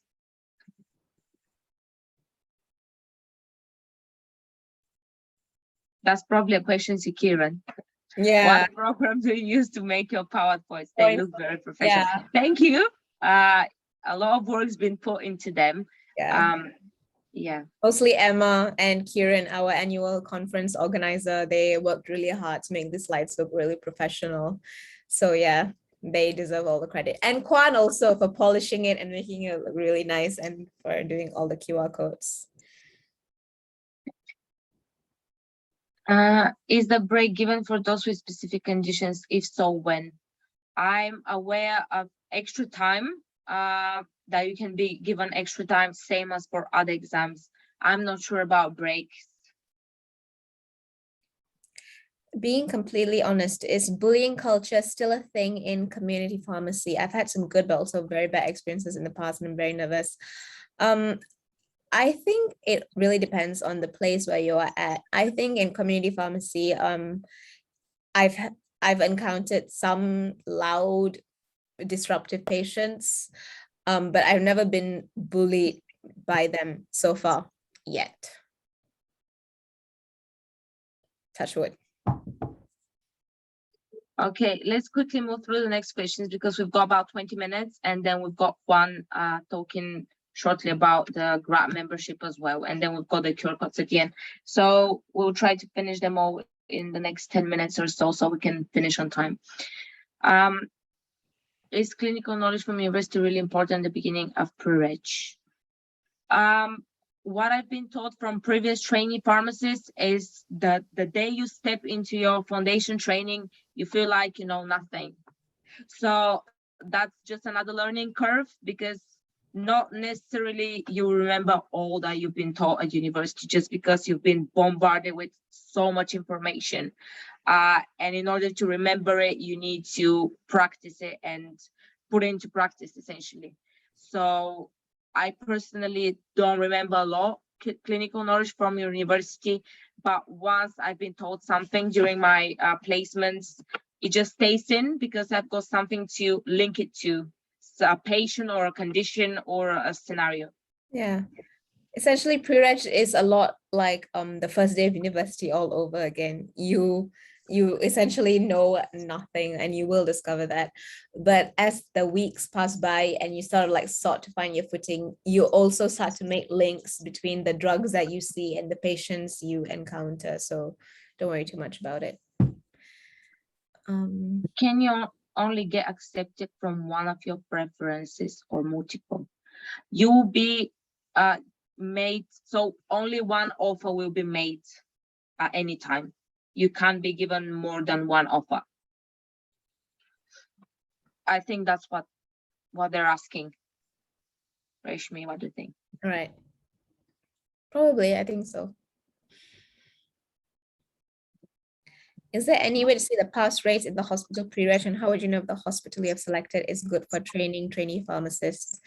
I would say if you want to know if the hospital you've selected or any of your placements, I would say go and do your research. I think just go and have a read up on the hospital, on their website, just have a look around, see if you can find any experiences, And yeah, I don't know about Emma.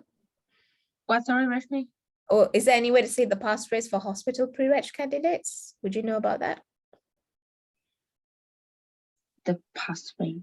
I'm Yeah. not sure. GPSA releases the statistics behind them.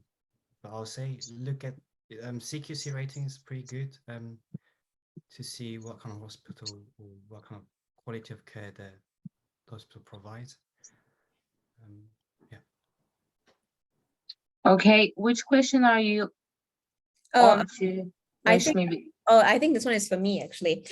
For Bradford sandwich students, how do you preference which placement you want to do first and the one you want to do after? For example, if you want a community placement first and then a hospital one. I think for us, for sandwich students, for our preferences, I think it's so essentially we preference our list and whatever we get our top choice or our second choice based on our ranking.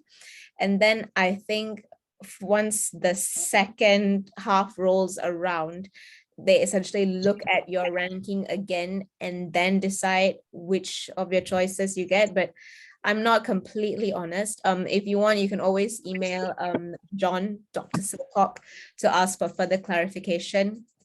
But I wouldn't worry too much about getting your second placement just yet. Just focus on getting through the first half and like making sure you secure that. So that hopefully that helps.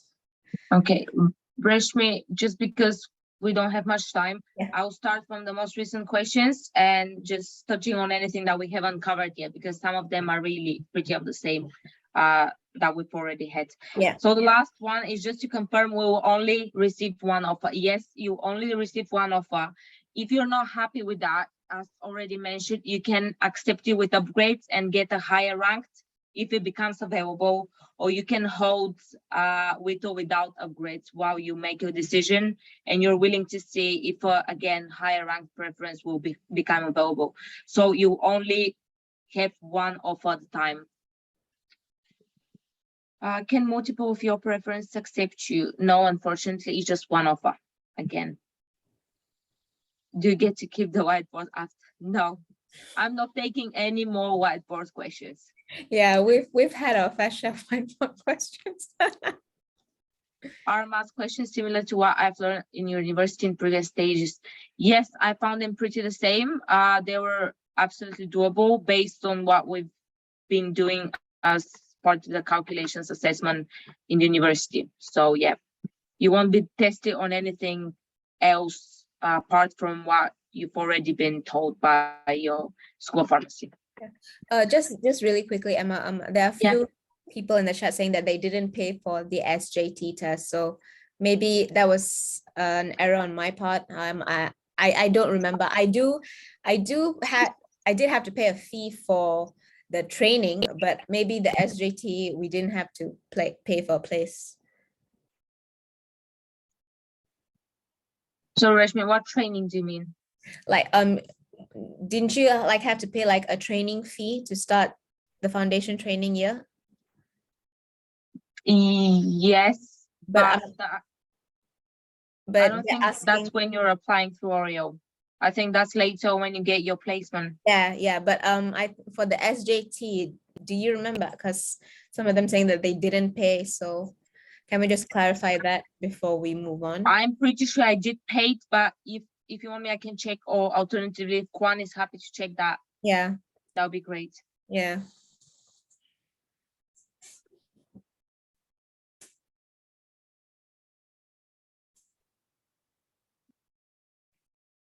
Sorry, just to confirm, I didn't understand.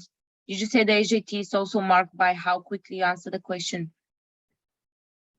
If I understand the question right, no, it's based on ranking. So we've said that you've got a same amount of time for both the numeracy and the AJT's questions. You've got 2 minutes per questions.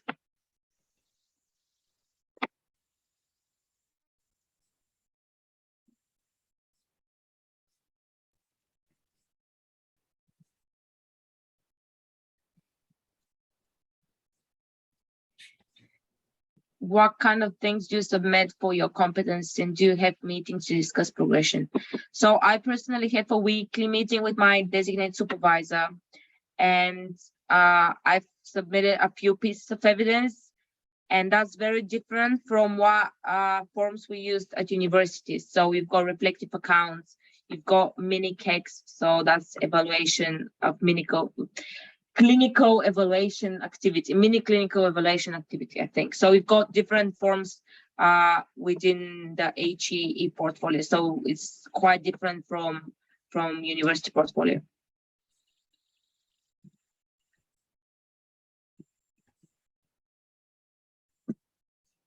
Reshmi, are you happy to keep going with the question, and I'll check about the AJT exam? Yeah, let's see which question do you stop at, Emma? I'm just going from the bottom up now. Okay. So I go to the one with the competencies and what forms of. What time was that? 8:32. 8:32. Okay, yeah. So you're going up, is it? Yeah. Okay. On the order website, I can't see the amount of site hours a placement gives. That really depends on your placement provider. So if you click on each placement provider, there will be a list of their details, and it does say the amount of, I'm not sure if they say amount of study time, but like we mentioned earlier, you can negotiate that with your placement, your provider, and your designated supervisor once you get the place.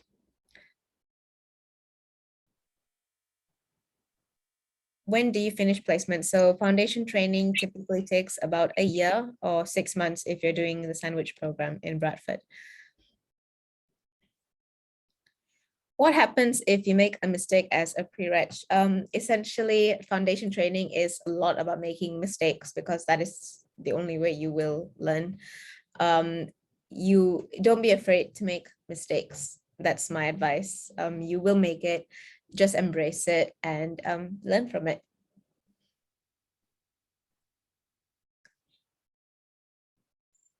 How is a typical day at the hospital as a trainee? Emma, Kwan, do you want to answer this? Kwan can go first, because he's in an acute hospital and it's quite different. Yep, so I've done my dispensing rotations, I've completing my medicine reconciliation rotations, then I'll be on different rotation throughout the year.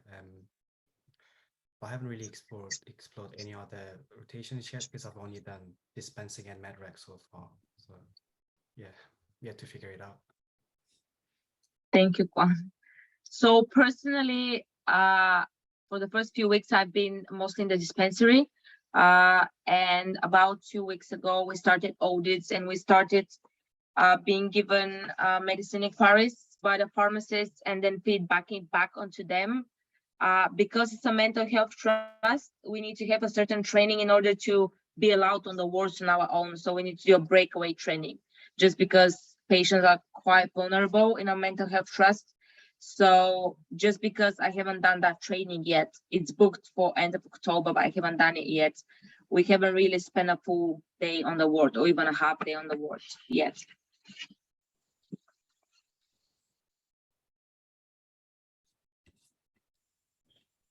Any more questions, or we can move on? I think essentially they're all asking the same thing about like calculations, how hard it is. No, the calculation questions are not hard. They're really basic calculation questions. So just keep practicing whatever, all your dosage, dilutions, conversions, quantities of supply, things like that. The more you practice, the better it is. Which sector is the pre-reg exam mainly based on, and did this alter your thinking when choosing your sector? No, I think you will be tested on both OTC and clinical knowledge as expected in the exam. So the main thing is to make sure that you've covered both your bases. Yeah, that's essentially the only thing that we can say. Great. All right, we'll go on to The grad membership. Yes, I just cannot move it. No, that's it. Okay, we'll move on to just about briefly about the grad membership.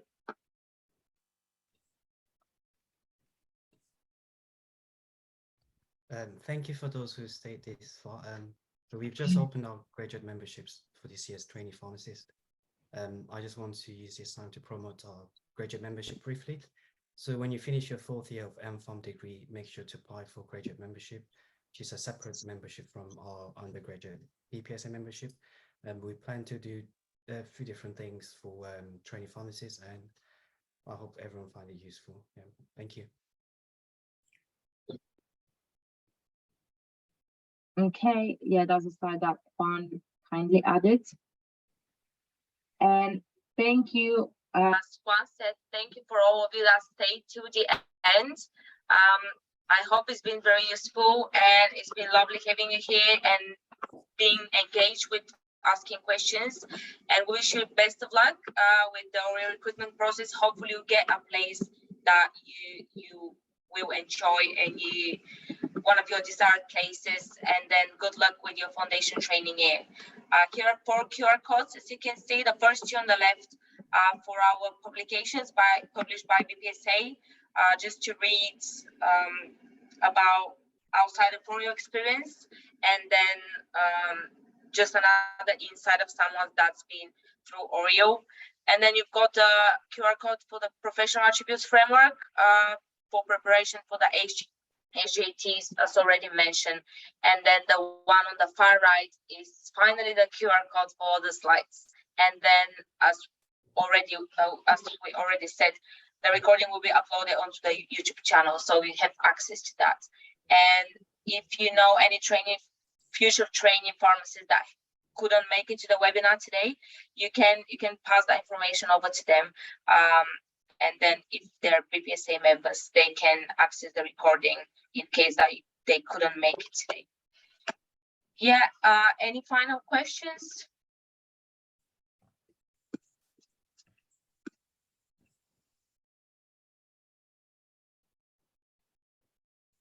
Thank you so much for staying on and being so patient.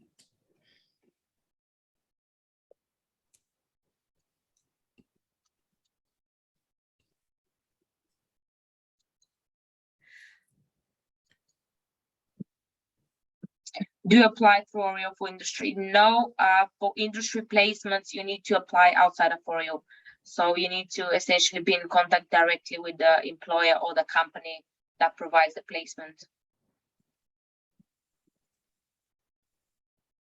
Would you recommend to have a community pharmacy job at 4th Year University? I really don't think having a job or not really help. I mean, it does help, but it's not going to be a factor in setting you back personally. So don't worry too much about it.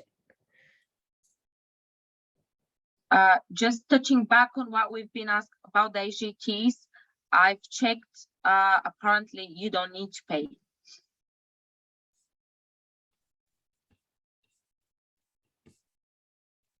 So you've done everything right, guys. You've booked it right. Yeah.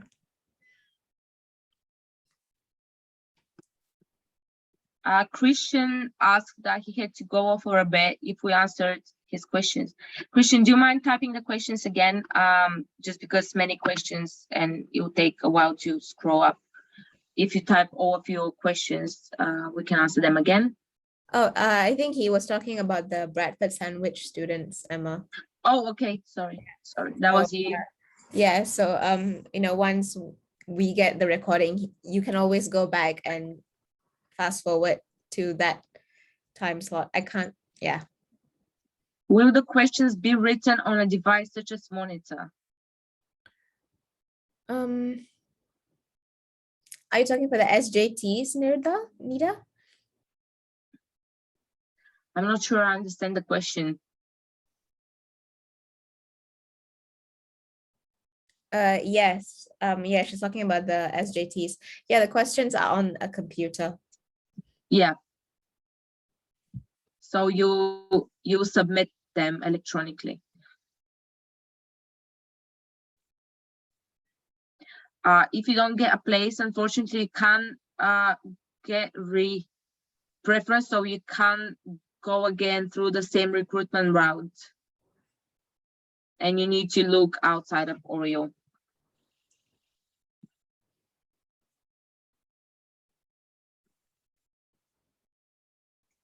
Just make sure you rank enough places in your wanted list and then in your no preferences. So just in case, if all of your wanted places are taken by the students,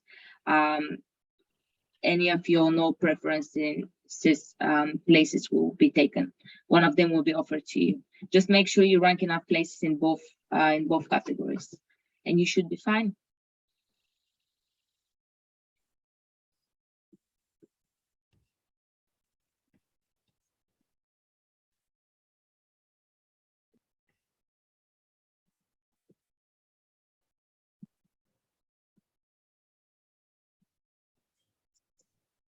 Would you I like that question. Would you recommend to have a community pharmacy job? I hope that person is still here though. Community pharmacy job at 4th year of university. So I recommend pharmacy experience in any year of university, just because reflecting back on my experience now while being a trainee pharmacist is been very helpful, because one of my fellow trainee pharmacists, he's never had any experience working in a community pharmacy or hospital or any pharmacy setting. And essentially what he's now learning, I already know. So it just gives you a head start in front of everyone else. But also my training is essentially my first serious job working full-time in a pharmacy. And while I do wish I could have had some experiences, it really depends, honestly. If you're fortunate enough to get a place working in a community pharmacy before you start your pre-reg, that is really good. But don't be disheartened if you don't have it, because either way you will be learning on the job. So don't feel too pressured, essentially. And yeah.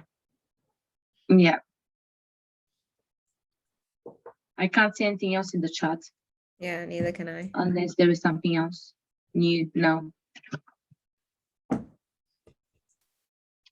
No, So, I don't.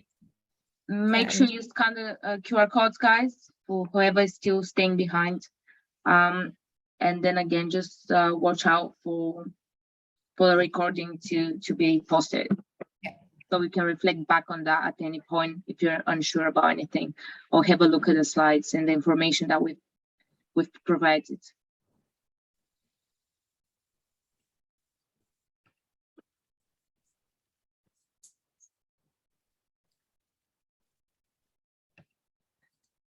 Can't see anymore. Can you guys see anymore?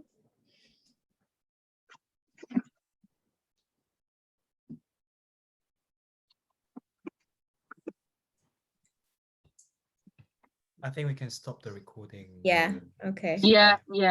Just stop the recording and then we'll stay behind. Yeah.